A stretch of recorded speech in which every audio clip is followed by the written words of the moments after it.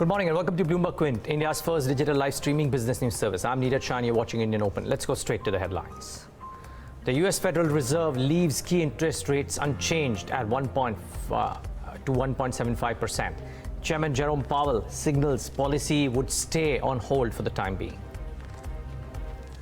The World Health Organization calls a meeting of its emergency committee to consider issuing a global alarm as China announces more deaths from coronavirus.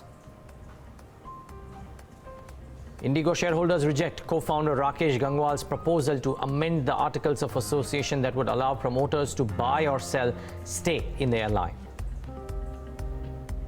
The Reserve Bank of India imposes a 1 crore penalty on HDFC Bank for non-compliance with the Know Your Customer or KYC norms.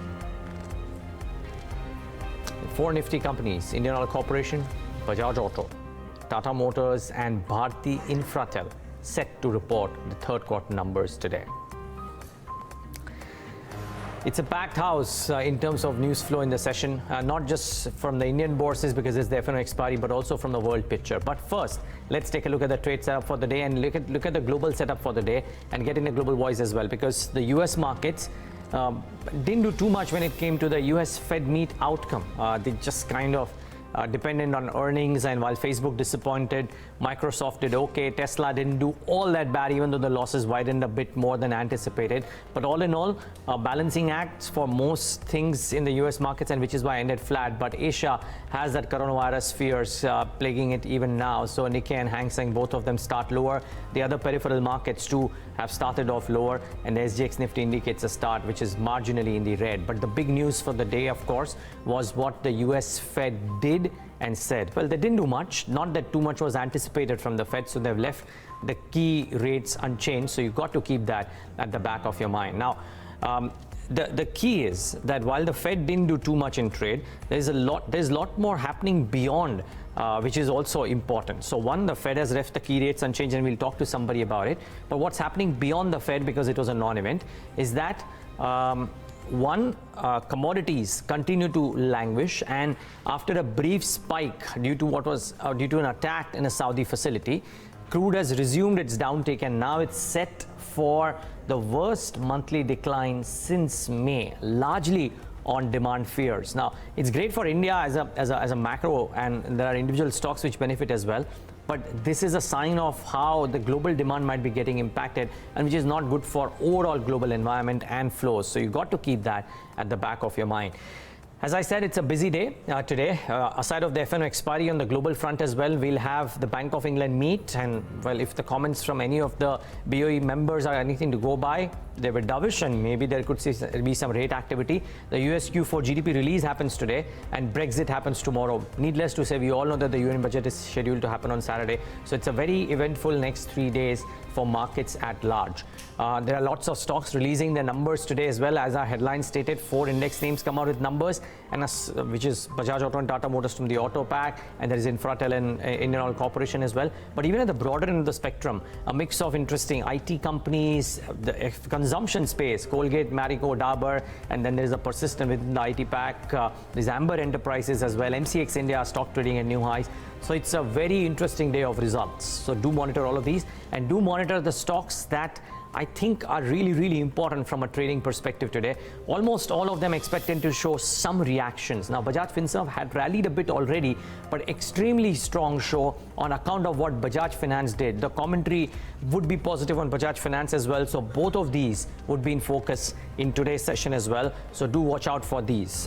Pidilite is a very interesting set of numbers as well. While the revenue numbers were okay, the EBITDA and the net profit growth very strong because margins expanded much more than what the street was working with. And look at the bottom line there, volume growth numbers of 13%. I think it's a strong set of numbers. The market should like it.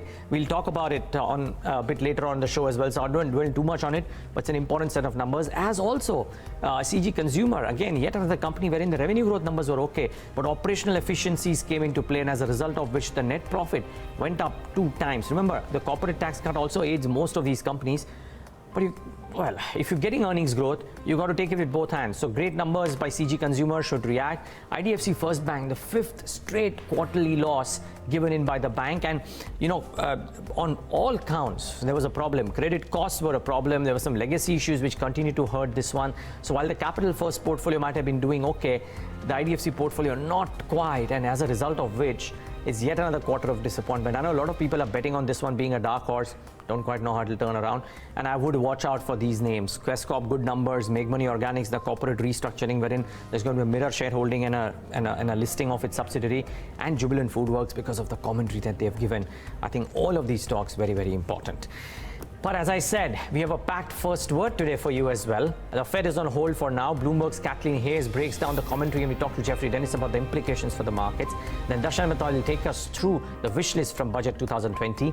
Two automakers, Tata Motors and Bajaj Auto, will report earnings. Forum Bhatt will tell us what's priced in. Somit Sarkar will bring us the market expectations from Indian Oil Corporation earnings. And finally, Pidilite reported a healthy profit and margin expansion. Yash Upadhyay gets us the fine print.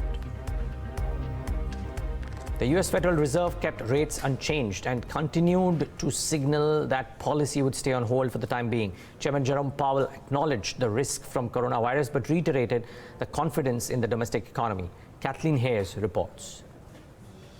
So let's start with where the Fed started. They left their key rate on hold. That was widely expected. And in fact, Jay Powell at the press conference, when he delivered his prepared remarks, he continued the theme. Policy is appropriate to continue to support growth. The labor market is healthy. The consumer is slowing down a bit, but it's still offsetting weak private investment, weak exports. And he talked about the risks that are still there, how long it may take for the Phase 1 trade deal to even get in place. And when he was asked, he did include the coronavirus as a risk that's lying out there. We are not at all assured of a global rebound, but there are signs and reasons to expect it. And then comes the coronavirus, which again, it's too early to say what the effects will be. Of course, we're, as I mentioned, monitoring it carefully. There will clearly be implications, at least in the near term, for Chinese output, and I would guess for some of their close-in neighbors, and we'll just have to see what the effect is globally. And Powell made it very clear, it's just too early to tell, concerned about the human suffering, but he reminded everybody, the United States economy is about 80% dependent on domestic factors. So while this matters, much more matters in terms of what's going on right now. And he continued to stress that he's confident that wages have risen, they're going to continue to rise, the labor market continues to be strong enough, consumers continue to spend enough. So bottom line, the Fed is staying put when it comes to rates. Well, independent emerging markets commentator Jeffrey Dennis joins us right now on the phone line for his thoughts as well. And Jeff, not too much of a surprise, but what stood out? Actually, let me ask you what stood out for you first, within the commentary or the action. A couple of things stood out for me. First of all, the commitment of the Fed to get inflation back to 2% was a bit more firm this time, and I think that's important. And also a slight change of emphasis on the consumption growth in the economy, downgrading that in the statement from strong to moderate. And that suggests to me that the Fed is a little bit more concerned than they were about the strength of the overall economy. And I think, therefore, the surprising market reaction was the fact that you ended up with a much stronger bond market. So the lower bond yields reflect those two factors. I mean, obviously, the lack of any interest rate change was as anticipated, but I think those two factors in the statement were rather important. Yes, indeed. Two things, Jeff. One, this 2% inflation number and the emphasis they laid out by Jerome Powell. And again, since you spoke about it, just part two of that comment, that while they spoke about growth in whichever way they did, it almost seemed that as of now, these projections or these comments don't bake in any kind of potential impact from the coronavirus. They mentioned that it could have an impact, but not quite quantifying or giving some serious attention as of now. Could that worsen this outlook given by the Fed, so to say? Oh, yes, no question at all. I mean, I think they're doing the right thing, frankly. not to build anything in here because we just don't know. It's still such early days to really know what the impact of the virus is going to be. And of course, the first impact of the virus is going to be in terms of macro is going to be on the Chinese economy. And there's no doubt that if you were to see a significant hit to the Chinese economy, I mean, in 2003, the general opinion that everybody has now is that GDP growth in 2003 was impacted by about 0.8% of GDP from the SARS virus. And if you've got anything like that from Chinese growth, which is already way lower than it was in 2003, around 6%. Now, that would be a very big impact on the global economy, and that would have its own spin-off effect on the U.S. economy. So I think that they're waiting, the Fed's going to wait to see two things. Number one, what impact does it have on the Chinese economy and the indirect effect that has on the U.S.? And secondly, are there going to be enough cases in the U.S. to damage the U.S. economy itself? And I think at this point it's way early to think that's the case. But frankly, it is, of course, a negative risk. And in a sense, Powell is reserving judgment on this at this point because it's so early. The one change, Jeff, that I thought was that the decision of the Fed was near unanimous, wasn't it? I mean, the last time around or the last year, we had a number of people at opposing ends. This time around, there's no dissent, so to say.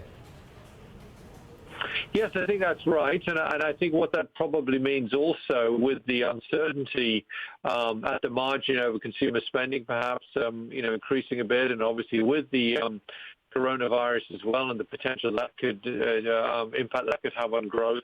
I think it means that the Fed is leaning a little bit towards eventually perhaps the next move being a rate cut as opposed to being a rate hike. And I think perhaps you got more of a consensus on the committee, moving a little bit in that sort of dovish direction. I think it's way too early. But it's fascinating to me that what you've seen here is a tremendous rally again in bonds over the last few weeks, taking us pretty much the lows of last October. And if this continues, or even if yields stay at this level around 155, 160 for the 10-year, people are going to start to say the Fed's going to cut rates anyway to avoid an inverted yield curve. And so I think, there's consensus that they haven't do anything now, and perhaps consensus on the committee about that. But I think, if anything, we're leaning towards more rate cuts down the road from what we know of what is going on in markets today and in the global economy. Yes, indeed. But the Fed proving to be a bit of a non-event, not that too much was anticipated. Jeff, all of us just hope that the coronavirus scare stays limited and doesn't really spill over in a meaningful way. But thank you so much for speaking to us today, Indeed. Jeff. Thank you. So the Fed proving to be a bit of a non-event, to be honest, just that, the inflation expectations of 2% now back in the play. And on hold for the time being, likely for the rest of the year if some of the commentaries are to be believed. Let's wait and watch what happens. Well, the jury's still out on whether back home, by the way, let's move back home. So while the jury's still out on whether the government will choose to take the exit clause in the FRBM Act, almost everyone expects Nirmala Sitharaman to reiterate and possibly allocate a higher infra spend in Saturday's budget. And analysts have therefore drawn up a list of how individual sectors stand to benefit from these higher spends. Darshan is stitched together some of these for our benefit. Darshan, good morning. Yeah, good morning. So today we'll focus on which are the sectors. Tomorrow probably we'll speak about the overall budget as such. Budget is on Saturday. Now, some of the sectors, which probably will be impacted. There will be some which will be impacted. Some of them which probably something could come in. So I think agri is a big focus. Obviously, everyone expects a lot of things to come in on the agri side, given the fact that how the rural economy is struggling. So they expect more stops to come in. First of all, a higher Manrega outlay that could come in, and agri credit, which will actually help all the fertilizer companies in the sector. Higher fertilizer subsidy is also expected, and higher allocation to nutrient-based fertilizer. So chemical, fertilizer, the entire sector as such probably will be in focus. So that's something that we are watching on the agri wish list. The other sector that we want to talk about, and that is basically the auto. Auto is also very, very important, and obviously whatever whatever happens on the rural side impetus will have an impact on the auto sector as such. In terms of what's the wish list, first of all, there is a lot of expectation that will come in on the scrappage policy, and if that comes, the entire auto, especially the commercial vehicles, will benefit. The auto ancillaries, the tire companies, all of them will benefit. Possible income tax rate cut, two-wheelers benefit the most. That is something we need to watch out for, and higher infrastructure spending is something that will aid the entire sector as such. The other sector is basically the consumer. Again, the focus will remain on the rural spend and income tax. So any kind of possible income tax rate cut comes in would put money directly into the hand of consumer, and all the FMCG companies probably will benefit. A higher allocation to rural schemes is something that we need to watch out for. So consumer as a sector, nothing specific, but income tax and rural boost, any kind of consumption boost will help them. Cement, nothing as much, but infrastructure push is something that can be expected. The other thing that can also be expected from cement is the cut as far as cess is concerned on some of the on fuel. So that is something that could help the EBITDA of the company. On the industrial side, higher spending, possible increase in the defense budget. So infrastructure company, defense companies, this has been said over and over about in all the budgets, but something concrete that could come in, and some of the companies like L&T definitely will benefit because they are across this, they are in the board across all these verticals. Real estate is another sector which definitely needs a big push at this point of time because that is struggling, and because of that struggle, the housing finance and the NBFC sector is struggling. So increase in spending, any kind of tax benefits that will come in, any kind of income tax benefit will come in, will directly flow into rural infrastructure, real estate development picking up. Obviously, there could be a thrust on picking up some of the projects that could come in. They have done it not in the budget, but other cabinet meetings where they have said about the older projects which are not getting completed will get completed. So that's the infra push that we are watching out for. And finally, on the banking side, public sector bank, any kind of recapitalization probably will be benefit. Tax benefit on home loans, if that comes in, then the entire housing finance and NBFC sector is looking at. And higher fiscal deficit probably will hurt in the treasury operations in some of the public sector banks. So these are some of the companies or sectors which will be directly impacted, or some or the other mention. The budget will definitely find, we will find some mention in the budget definitely of these sectors. Yeah, and if not all of these, if they find a mention, expect some of these stocks to react as well. What about some of the other sectors, Darshan, which may not find any separate mention, but benefit from some of the schemes announced nonetheless? Yeah, so basically some of these sectors, it's a wish list as such. Some of them may come in, some of them may not come in. Logistics infrastructure status is being demanded for a long time. So companies like All Cargo, Gati, VRL Logistics, these are the companies that you need to watch out for. That's the logistics wish list. The next one that we want to talk about is the metal and mining. So any kind of reduction in import duty will definitely impact some of the metal players, and because their input cost probably will come down. Oil and gas, any kind of inclusion of under the GST framework, and this is basically the gas companies. So if that comes in, there will be much benefit that will come in to the gas company. Nothing much on the oil side or the exploration side, unless something or the other is said specifically in terms of that. IT, nothing much to speak about. There's hardly any, because they are basically export oriented, but any kind of exemption, sunset clause for the IT sector in terms of SEZs, that can benefit. That has been done in the past also. So that's the only thing that we need to watch out for. Pharma also, nothing directly impacting, but new plants, what they did a couple of years ago, a couple of budgets ago, tax incentives, some places in Himachal which were given, and higher deduction for R&D spend. So nothing much. These stocks won't react much, but obviously this is the wish list that some of the sector people have here. Yeah, it's just so difficult that a sunset clause for SEZs might be relaxed, or even for the pharma players. But, well, important to keep in mind. I mean, if you wanted in a nutshell, a 4-minute nutshell, what is to be anticipated sectorally from the budget, well, watch this piece again. Darshan, thanks so much for putting that into perspective. On to some earnings expectations very quickly. Tata Motors expected to return to profits in the December quarter thanks to the contribution from JLR. Forum is standing by with what the street is pricing in. That's not the only auto name, but let's start off with Tata Motors Forum. Yeah, so the company is expected to report net profit this time after reporting a net loss loss for 2 consecutive quarters. So this time we can expect some good set of numbers as far as the net profit and margin goes. Revenue, however, is expected to go down by 4% at 74,052 crore rupees. Net profit is seen at 673 crore versus a loss of 26,993 crore a year ago.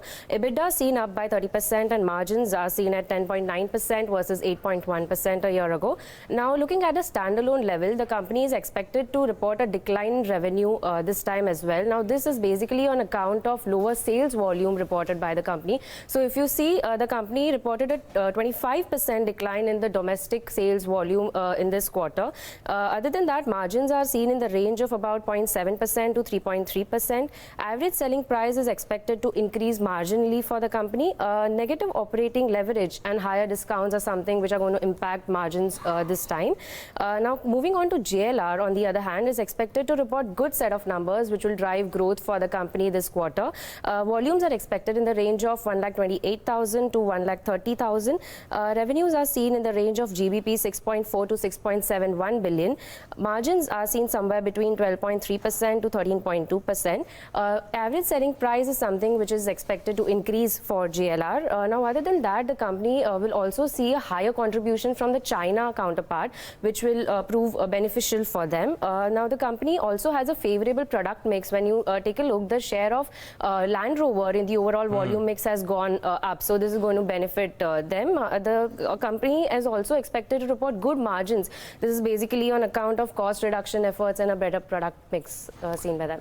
Yeah, you know, just that for Tata Motors Forum, somehow I believe that while the numbers will be great, I think the commentary about the impact of coronavirus and the impact on sales would be so important this time around. Yeah, that is something which we should watch out for, definitely. So that might have an impact going forward for the company. So let's see what happens on that. Yeah, let's see what happens on that for sure. But while we are at it, Bajaj Auto reported a steady set of numbers again? Yeah, so a subdued kind of performance is expected from Bajaj Auto this time around. Revenue is expected to go down by 5% at 7,059 crore. Net profit is seen up 8% at 1,094 crore. EBITDA is seen up 10% and margins are seen at 17.9% versus 15.6% a year ago. Now, revenue is expected to decline again on account of decline in sales volume. The company reported a 5% degrowth in the volume in the quarter. Other than that, lower contribution from premium motorcycles and decline in three-wheeler contribution is something which is also going to have a negative impact on the company. Average selling price is expected to go up this time around. This is basically on account of price increase in some of the select models by the company.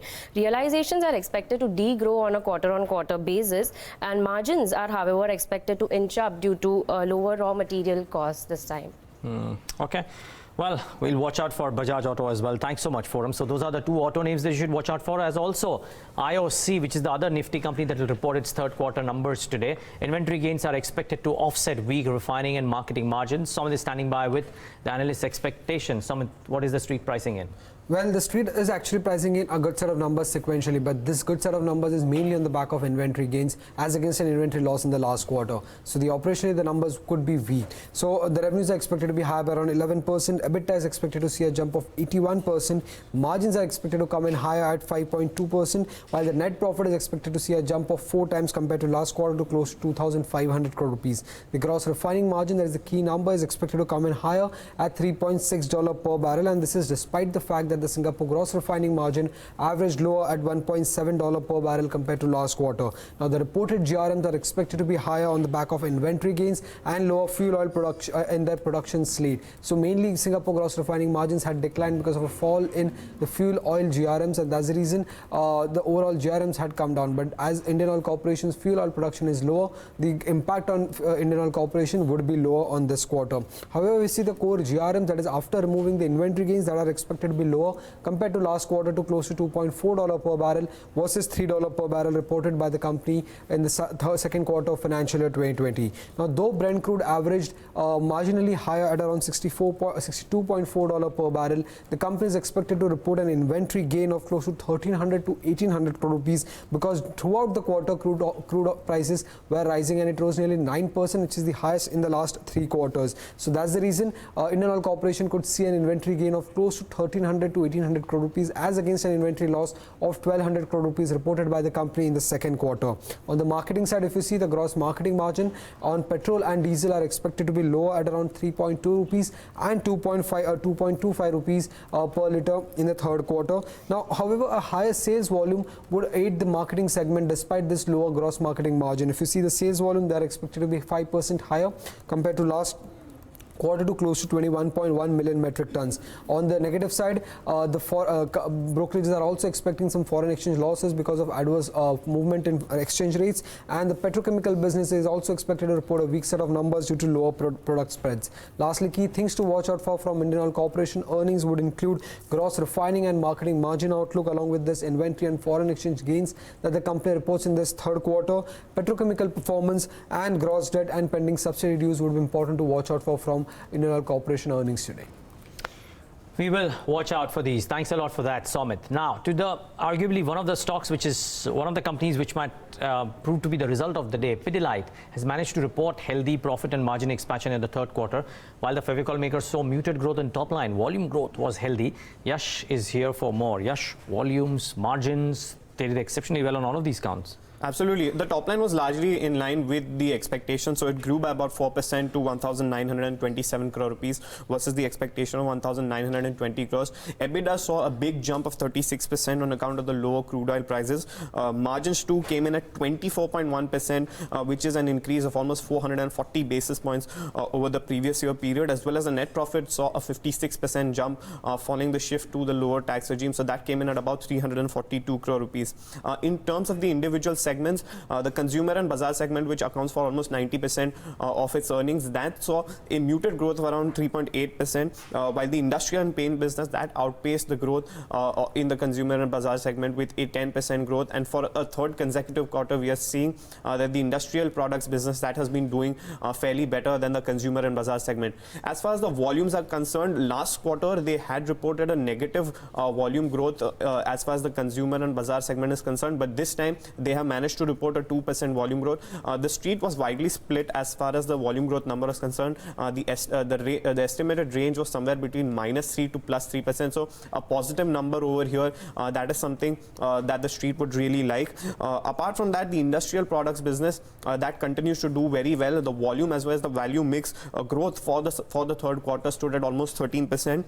Lower input cost, that is something that has aided their operational performance. Remember, VAM prices are largely linked to how crude oil prices behave, and according to one of the brokerage reports that I was going through, VAM prices have nearly corrected by almost 15 to 20%, as a result of which we have seen this drastic improvement as far as their operational performance is concerned. Also, the improving product mix has aided in the margins expansion for the company in this quarter. Lastly, the lower tax rate that has boosted their bottom line. The effective tax rate for the quarter stood at somewhere between 24% versus 33.5% in the same quarter last year. But as far as the management commentary is concerned, they have said in their press release that they will continue to focus on volume-led growth, and that is one strategy which even Asian Paints has been applying for the last couple of quarters. So that is as far as the information that we have right now. The analyst call will be held later in the day, which is when we'll have a much greater understanding when the brokerage reports also come in. But we will be speaking to the management any which ways before that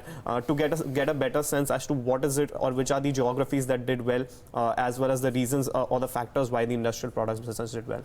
Yeah, well, let's wait and watch. Interesting results, interesting company. Thanks so much, Yash, for putting that into perspective. Yes, valuations would always remain at the top draw for some of these names, but the numbers were exceptional. The stock went up a bit in trade yesterday itself, but just the volume growth number and the margin expansion would probably keep the stock excited in today's session as well. As we said, a lot of stocks that could be excited today. So we'll talk about all of them on the other side of the break. It might make sense to really dissect each of these stories individually over the next 1 hour. So stay tuned. We'll do that on the other side.